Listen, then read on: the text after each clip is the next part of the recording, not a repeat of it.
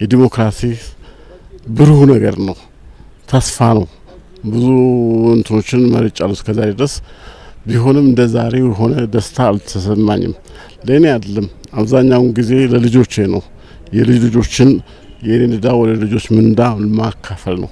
ስለዚህ በጣም ደስተኛ ሆኜ ነው ምርጫውን መከታተለው። ሀገሬ ሰላም በሚል መርህ መጀመሪያ ለምርጫው ቅድሚያ ተሳትፎን ሰጥቼ በዚህ ምርጫ ላይ የምኩሌን እንዳደረኩ ነው እና በደስታ ያደረኩት እንደመሆኑ ተሰምቶኛል። ይህ ተስፋን የሰነቀ ንግግር በሰባተኛው ጠቅላላ ምርጫ ድምጻቸውን የሰጡ ኢትዮጵያውያን የነገ ሀገራቸው በጋራ እንድትሰራ መሻትን የሚገልጥ ነው። የፖለቲካ ሳይንስ ምሁራንም ሐሳብ በህዝብ የነቃ ተሳትፎና በተስፋ ተሞልቶ የተካሄደው ምርጫ አንድምታ ሀገርና ህዝብን በተሻለ የመሰራት ገጽ መግለጥና ማሻገር የሚችል ባለቤት ማቆምን መነሻ ያደረገና የፖለቲካ ባህልንም ልምምድ ያሳደገ መሆኑን ያነሳሉ። ይህንን ፓርቲ ሀገሬንና ህዝቤን ወይም እኔንና ሁለመናዬን ወደ ከፍታ ያደርስልኛል ብሎ በማመናቸው ነው ለማንም ኩሽ ሳይሉ የምርጫ ካርዶቻቸውን እያዙ ምስጢራቸውን ጠብቆ በጭንቅላታቸውና በህልናቸው ያስቀመጡትን ምርጫ ተመራጭ እጩ መምረጥ ችለዋል። ውጤቱ ምን ይሁን ምን የነዛ ድምር ነው ወደ ውጤት የሚመጣውና ይሄንን መብታቸውን በትክክል 100% በሚያሰኝ መልኩ ተጠቅመውበታል ነው። እኛ የሀገራችን የፖለቲካ ባህል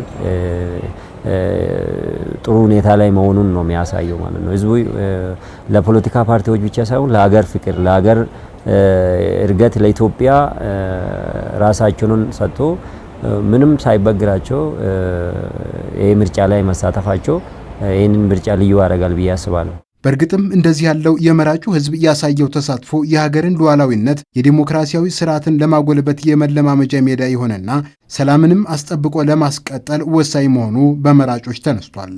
ህዝቡ እየገባው በፊት አልገባውም ነበር። አሁን ግን ከመቆየት የተነሳ ህዝቡ እየገባው መጥቷል።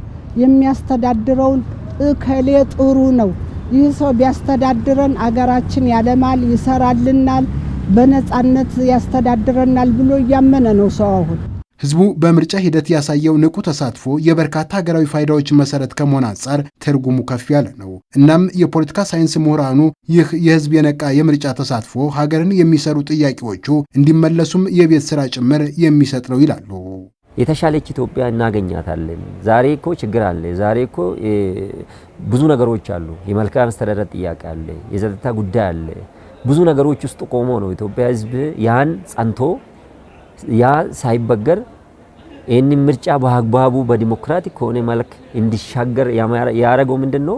ፓርቲውን መንግስት አድርጎ ብቻ መቀመጥ ሳይሆን የህዝብ ጥያቄ እንዲመለስለት በማህበራዊ ጉዳዮች፣ በንግድ፣ በኢንዱስትሪ፣ በኑሮ ውድነት፣ በሚሊተሪው፣ በደህንነቱ፣ በጸጥታ ተቋማቱ በሁሉም ያለውን መርህ እና የፖለቲካ አቅጣጫ እና ዝርዝር ፕሮግራም ፕሮጀክት ጭምር ኤክሰርሳይዝ ተግባር ላይ መዋል ይጀምራል።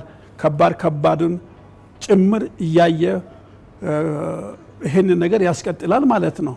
ስለዚህ ዋናው ሰሪው ማነው ነው? በማን እጅ ነው? የኢትዮጵያ ህልውናን ብቻ ሳይሆን የኢትዮጵያ እድል ፋንታ በማን እጅ ይወሰናል የሚለውን ህዝቡ ይወስነዋል ማለት ነው። አሁን ባለው ምርጫ ላይ እንደዚህ ያለው ቁርጠኝነት የተሞላበት የዲሞክራሲ ተሳትፎ በእርግጥም በህዝብና መንግስት መካከል እምነትን በመፍጠር ለእድገት መሰረት የሚጥል ሆኖ ይወሰዳል።